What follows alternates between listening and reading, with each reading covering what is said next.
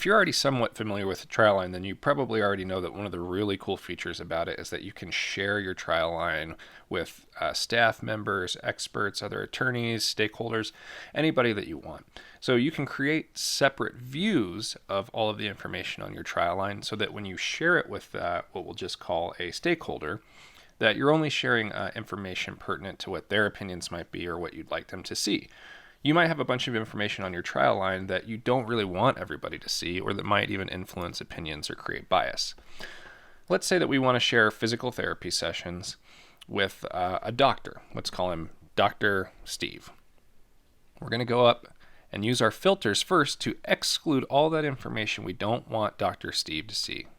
The easiest way is to get rid of all the categories, go back and click physical therapy, and then we'll see that the only thing appearing on our TrialLine right now is physical therapy. So this is essentially a view. This is the view we want to send over to Dr. Steve. So now that we've got the physical therapy view, we're going to go share, and we're going to say Dr. Steve. This auto creates a password for Dr. Steve. We can also let Dr. Steve make comments on the event bubbles that we're sharing with him. So we're going to click that, and we're going to hit send. And we'll see here it's going to send it to me, but you can also put drsteve@drsteve.com or whatever their email address is. So we'll hit send. The user will get an email with an invitation to view your view.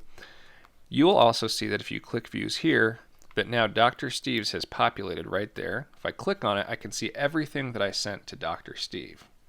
Now, if Dr. Steve were to have gone in and made a comment on any of these event bubbles, then we would see this comments icon right here would light up with the number of comments that he had made. But he hasn't made any yet, so we don't see any yet. Now, to go back to our TrialLine, we just click here, and we'll see that this is not Dr. Steve's TrialLine, this is still ours, we just have filters on it. So you've got to remember to take those filters off and close that back up, and then you've got all of your information here.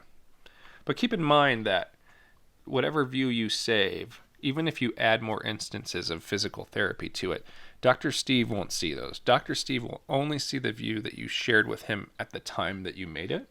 And so if you add more information to a view that you want Dr. Steve to see, then the best thing and the safest thing to do is to share with him a new view.